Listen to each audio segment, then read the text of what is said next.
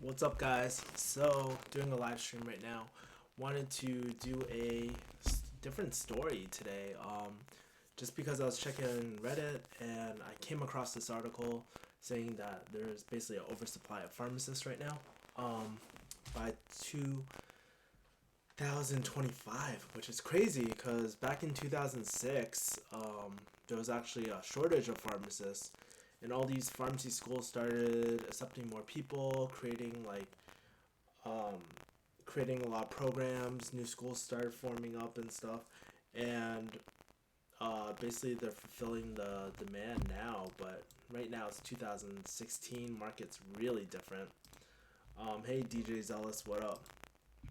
And so this is actually might be a huge problem for a lot of people. I'm actually looking at this article. I'm going to shrink my screen down and go over this really quick. Pew! Okay, cool. So I'm checking Reddit right now. They provide links to the HRSA, the human, what's it called? U.S. Department of Health and Human Resources administration. Um, but yeah, even in their official, this is straight from the government website, and they're saying between 2012 and 2025, the pharmacist supply is expected to grow by 35%. The demand for pharmacists is only going to grow by 16%. So basically, that means people are probably going to be out of jobs. With the current sort of things that we're doing right now, we really need to think of ways to expand our practice if we're gonna really kind of bridge that gap between that 16 to 35%. So it's pretty crazy. Um, I think a lot of time when you're reading studies and stuff, it's important to also see how they got this number. Cause honestly, a lot of time I could just be like, "Yo, there's gonna be a shortage," or and just make up some fucking number out of your ass. So, but unfortunately, let's see. Let's see if I can quickly see. No, no, no, no, no. Some factors that will affect the future demand, but not accounted for changes in reimbursement. So they're talking about expanding our role and shit, requiring more pharmacists. Uh, the elimination of coverage gap for Medicare Part D will also impact pharmaceutical services. Additional demand could be integration clinical pharmacists. Yeah, so basically the only thing that really can impact our field is like the clinical roles and stuff like that. So I think we'll definitely have to hold on, let me adjust my current. I definitely think that we need to increase our roles. Hey Patrick 627, what up? Satan, what up? Well, 8 people are watching this. Yes, yes. Just a quick question, guys. What do you guys think about this, man? I think it's I know a lot of people are very scared about this. This is a common topic in my pharmacy. This is a common topic that I get asked out a lot, and um, what I tell people is if you're already in it, um, or if you really want to do pharmacy, just do it, dude. Um, and just plan ahead and just have a sort of try to position think about your unique positioning when you're going in, correct? Hey Pat Benson, what up? What areas do you think pharmacy can expand to? So recently I actually shot a video about, I haven't posted it yet, I'm actually in the middle of editing it, but services like birth control, that's going to be big. um so furnishing birth control, and I think there's a lot more that us pharmacists can do, but it's just that we're starting to dip into the doctors to the medical sort of money right there, and it's a very sensitive subject, so a lot of them will say that we don't know shit, blah blah blah blah, but at the end of the day it works out for patients. I think this furnishing of birth control. So before I go back, does everybody know what I mean by furnishing of birth control?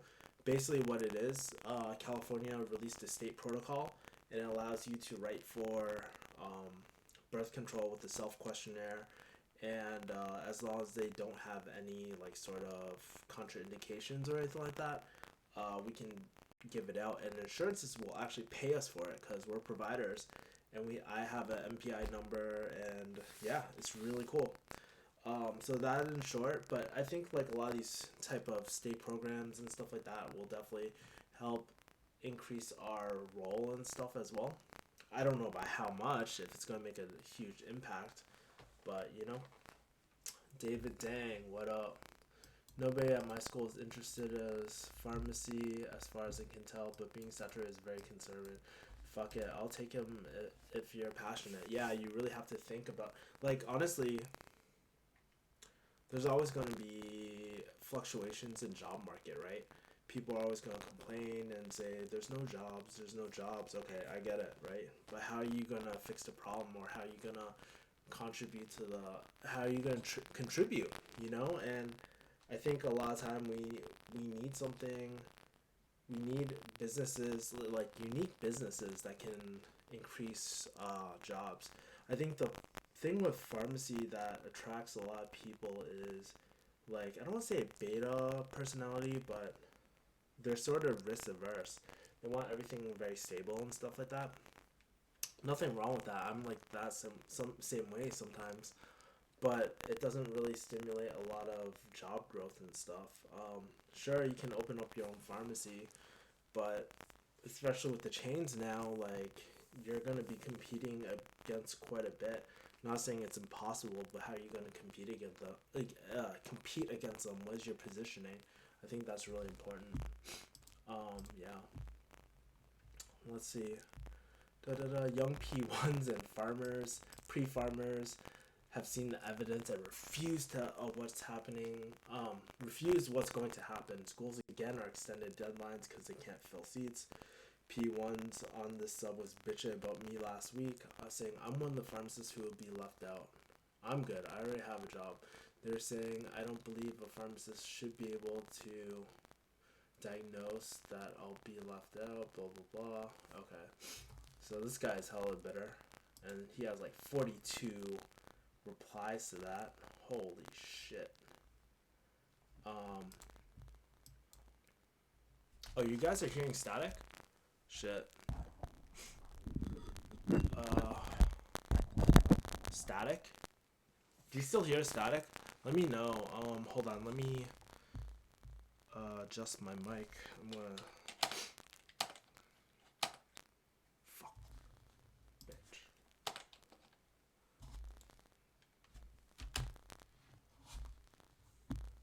Yeah. Have you ever had any issues where you prescribed the wrong drug? I've never prescribed. We don't prescribe, we just furnish. So there's a difference. With furnishing, there's already a protocol set. So pharmacists, like, we can't really, like, like, for me, I don't, since I'm not collaborative practice or anything, I can't prescribe anything. Do pharmacy schools share this kind of information to students, or they keep it on DL? Probably they would keep it on the DL. Their whole career type of things are, they want you to go to school, they want you to spend money at their school and enroll in their program. They're in the business to do this. So they're not going to actively market this out and tell you that there's going to be no jobs, right? So I think that's you're not gonna hear from schools at all, because it's not in their best interest. Let's see. Is there something we can do? Can't we form some sort of group that? Good luck with that, man. My hospital pharmacy stopped taking students because the quality of students are poor. We are starting to okay. We have to start killing the older pharmacists. I don't see any other way. That's hella funny, dude. I love, like, social media comments. I think they're hella funny, dude. Hi Kevin, do you think, since you make so much as a pharmacist, how do you still qualify for Roth IRA? I do not have a Roth IRA. I actually fucked myself over. There is, like, you can do a backdoor Roth, but um, you have to be really careful. But yeah, you can do a backdoor. I don't do a backdoor, so I just have a taxable account at this point. But back when I was my first year of working, I still qualified. So, shit, all these students are causing saturation, means the teachers are making fat stacks. Hell yeah. Leah Dima, there are other career paths for pharmacies. Yeah, yeah, and that's actually my video today that I'm actually uploading. I think I titled it, should be coming out tomorrow. I just gotta make sure it's monetized. But yeah, you're right. There's a lot of different things. There's medical writing. There's I was talking about public health service, like FDA stuff. You can do industry. You can do I don't know why I'm blanking out right now, but consulting pharmacists. You can do compounding. You can do. Why am I blanking out? I'm like straight up blanking out. But there's a lot of things that you can look up as well. School's all about the money. That's right, Andrew. Do you ever think about going back to pharmacy school for residency or something like that? I do from time to time. When I talk to Brian, I think about going to do residency, but where's my heart more into? Is it into residency, practicing clinically, or is it more into business and social media? And for me, it's business. I love entrepreneurship too much, and maybe when I can build that passive income or build that cash flow where I'm always sustaining more money, maybe I'll go back and do residency. But I may by that time, shit, I don't know. But I don't think like with my goals right now, I really want to do residency. I probably do business school if I were to go back to school, but I wouldn't even go back to school at this point. Uh, I've heard chemotherapy, psychiatric drugs are doing pretty well. Yeah, that is, and HIV is actually a huge money maker too. So well, if they come out with the cure and shit, I don't know about that anymore. But fuck, but yeah, those disease states, specialized disease states, pay like they generate a lot of money, like a lot of the like biologics and stuff. They do really well. My friend.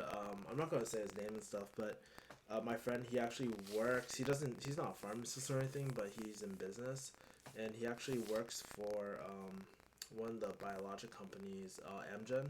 So he tells me that it's pretty lax. They have a shitload of money, and he gets raises and shit all the time. So I don't know, man. That drug money, man. Um, let's see. Um, how did I meet Joe? I'll answer that some other time. I want to keep it on topic. Is pharmacology a useful major? Not if you're gonna do pharmacy or if you want to do research. You know what I mean? Maybe. Um, yeah. So schools are so greedy. This will drive down the farm salary. I'll open up for Q&A in a bit. But I just want to finish this up and then I'll talk about everything else. Cancer foundations are rigged. They're hiding the cure from us. So we keep spending and donating. That's Ross. Um, yeah, I thought this like fucking comment was so funny, like killing off the older pharmacists. Um, our pharmacists forced. Da, da, da, da.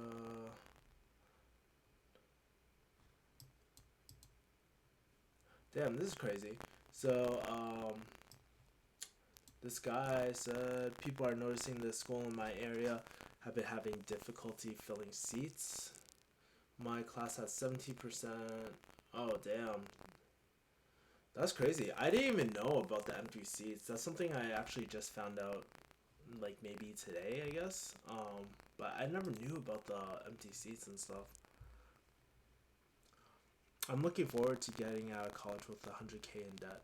You know, like one of the there's another pharmacist that I've been talking about, or I listened to and stuff, and he was saying try to pay off your debt while you're in school, and maybe that is a good idea. You know, you won't have to pay so much interest, and start like in school and start building cash flow in school. You know, or maybe that time before you go into school, try to build up some cash flow. Find a hustle, dude. A passive hustle, whether it's affiliate marketing, real estate. Figure out something, man. And I think definitely during that summer you can definitely set something up so you don't have to work. You don't have to work. You know, I do still recommend working, like, but not for the money. The money fucking sucks. You want to do it for the experience and for learning. You know. So yeah. Um. Damn. So many comments. Yeah. Oversupply and current openings. They'll just pay us less. They can have more openings that will be profitable. Yeah, you won't make 120K for long. You'll get laid off and have to accept a position for 80K if I were to guess. Yeah, how that's going to. I wonder how that's going to affect our pay. Um, because with pay, like, it'll keep on going.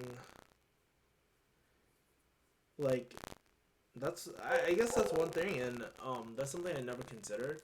Like, I know it sounds obvious and stuff, but having your pay cut is a huge thing, and a lot of people go in for the make it rain money, but we're gonna be perhaps expected to do a lot more with less pay and stuff, and that's gonna be something pretty big. Um, um, do you need extra school to work for chemotherapy psychiatric drug companies? Probably not. Most likely, you probably need to just do a fellowship, you know, and try and match for a fellowship during your year, like when you go to mid year and stuff. Are schools that don't require PCAT way more competitive than the ones that do? What route do you think is better? Honestly, I don't think it matters. I think the most important thing is to just ask yourself which school is going to give you the better experience, you know? And um, if like, and I'm not talking about necessarily academic experience either. I think where I'm trying to go with this is dude, try doing this. Like, if you're deciding between two schools and you don't know which one to pick, message a bunch of students. We all have Facebook, dude. So message a bunch of students that go to one school, see how they like it. Message a bunch of students from another school, and see what sort of hidden things see what was unexpected for them. You know, in the program, things that they liked, things that they didn't like. I think that'll give you a better idea. But half the time, like, a lot of I guess the fear of not knowing what's gonna happen, deters a lot of people, man. Wait, how long is farm school on an average day? What time do you wake up and what time do you get out of school? I don't know if balancing internships and a job in school is possible. So I mean, like, it depends your program. So I'm gonna be very biased, and I'm gonna say my program was a lot, maybe a lot more vigorous. I don't even know. I have to look at the schedules. But, like, I went to accelerated school program, so I assume that we had a really busy schedule. Um, I know, like, most people in farm school I know that have some sort of job or something like that, you know. But, like, when I was in farm school, like, I would wake up pretty early, you know, not as early as they do now, but maybe about like 6 or 7. Go to class at 8. The longest days we were there until 5, sometimes 6. On the longest days, on the shortest days we'd be out by 3 maybe. So yeah. Do you recommend MCPHS? How much do you like it on 1 to 10? So yeah, on a scale of 1 to 10, how do I like MCPHS? Um, I would say give it a five. Um, I'm like kind of in the middle. The people I met were really cool. I met some pretty cool professors and stuff, but the overall experience was just okay. I don't think it definitely not the school. The school does not like really matter where you graduate from. But I just ended up in retail. Um, so it was okay. Uh, I can't think of like any crazy resources that we had that really made it really worth it. The only thing that I thought was cool was that they paid for your trip if you did a poster, but they don't do that anymore because my class they abuse the fuck out of that, and they basically stopped reimbursement after the year, and we all went to Vegas and stuff. Not to get too deep, but we're getting a raw deal in a healthy economy. Credentialized healthcare professionals should never have to worry about job or salary. Yeah, maybe. I don't know. Like, I'm not an economist or anything like that. So maybe things can change. Like if there's an increased supply and there's like very little demand, there's from a business point of view, why not cut salaries for bottom performers and stuff like that? You know, and I see that perhaps as a like nothing is ever guaranteed and stuff. We're always gonna need pharmacists, right? But then I think we're always gonna need pharmacists, but the demand could definitely change and jobs can be still scarce. I'm not worried at all, like I'm really not worried for myself, I guess, but maybe for some of you guys might have a really hard time just finding a job and stuff. And I think again comes back down to preparation and planning. How are you gonna position yourself going in? And I think it comes down to just when you're talking to employers, what are the credibility factors that are going to make them hire you over someone else? And it depends what you're going for. If you're going for retail, what do they care about? Sales, sales, ways that you can, like, you've shown that you've increased sales and stuff in the past, how you drive sales, stuff like that, and it goes a long way. You're going to be outperforming a lot of people because half the people don't even think about that. They just write up a good resume, whatever that means, and then send it out, and they don't even think twice about their positioning, you know? Is computer science or business a good backup career in case I don't get into pharmacy? I want a well-paying career. There's like informatics and stuff like that. That should be pretty good. Business, if you have an MBA and whatnot, you could probably be a director or something. I have no idea. I mean, I just made that up just because every single director I see, they have like an MBA and a PharmD. So, yeah. Um, I'm a P1 right now. I work 8 hours a week at Costco as an intern. Any advice what I should do in terms of finding a job after school? You should really talk to your DM, your supervisor, or your pharmacy's manager's boss, and develop a relationship.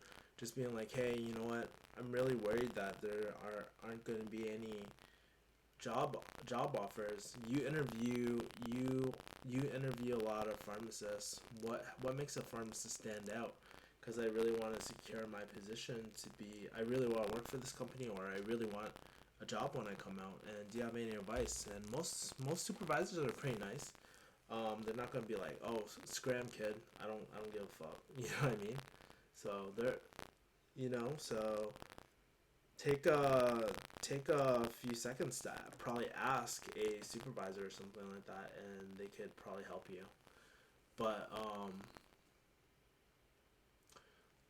I really say like start building those connections early, just because the earlier you start, the more rapport you can build, and the more that they can help you.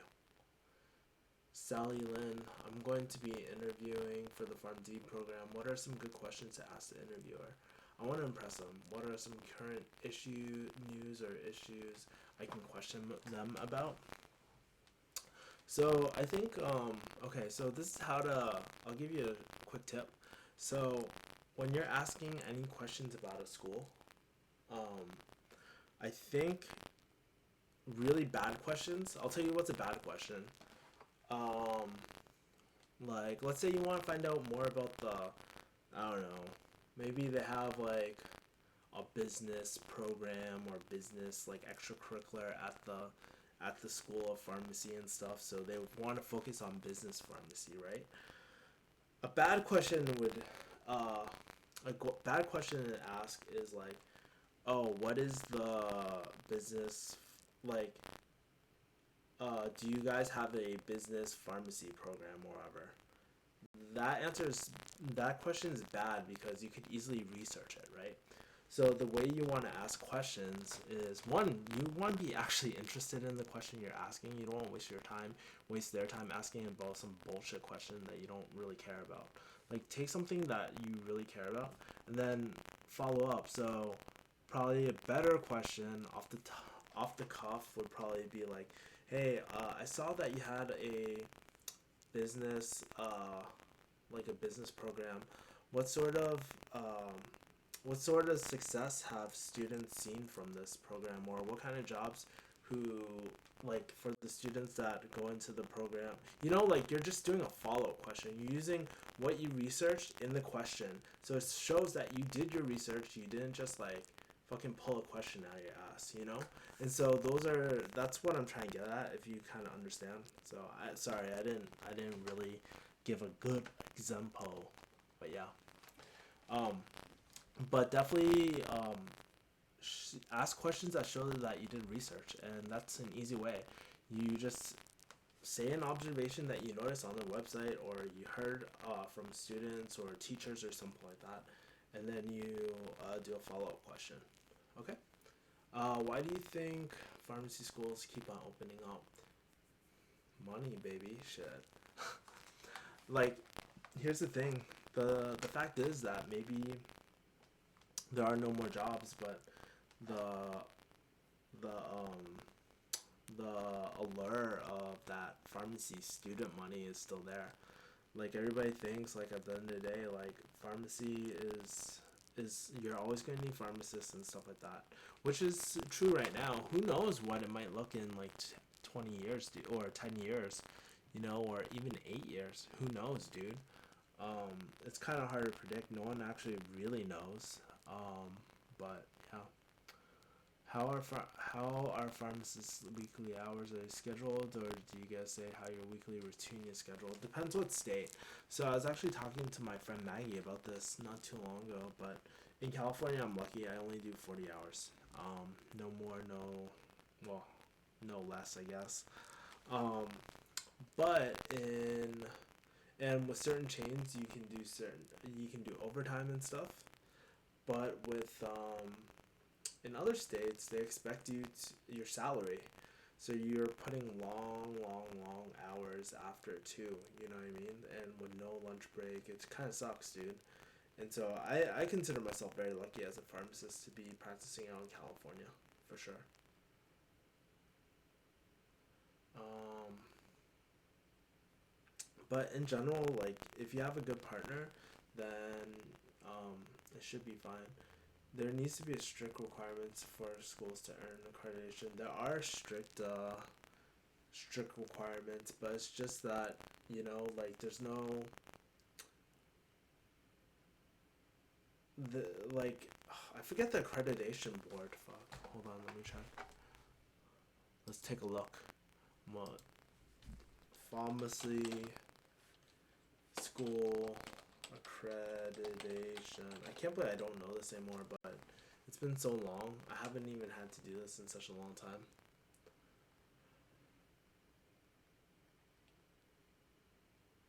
God damn, this shit is slow as fuck. Yeah, ACPE. Yeah, so there are requirements and stuff like that as well, but they're not in it for the profession. They're just there to accredit schools and so yeah. Anyways, guys, that's all I want to talk about tonight. I don't think there's anything else. Let me take a look really quick. Primary care practitioners.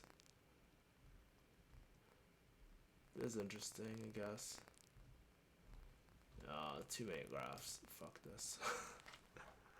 But yeah, I mean, oh yeah, and somebody I was reading like, dude, so you want to know all the pharmacy schools in the nation? Check this out. There's so many schools of pharmacy. So many schools of pharmacy. So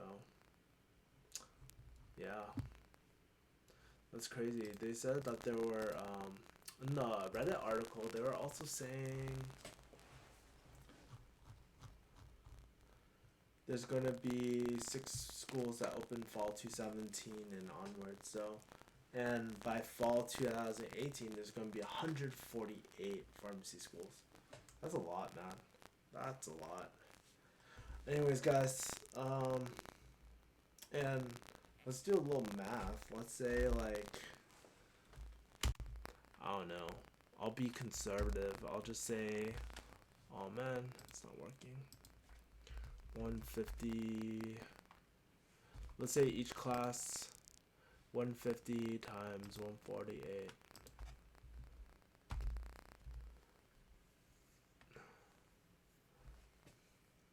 So we're purely looking at the inflow. That's about 22,000 a year, assuming a class is 150, and assuming everybody passes their boards and stuff.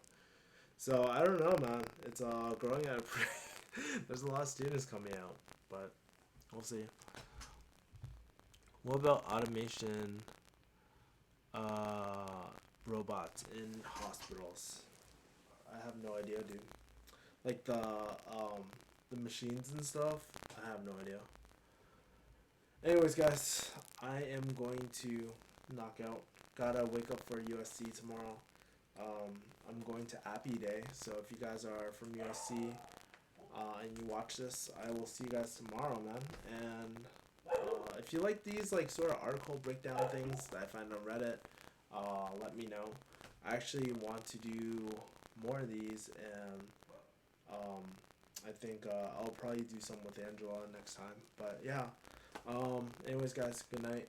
Have a good day. Peace.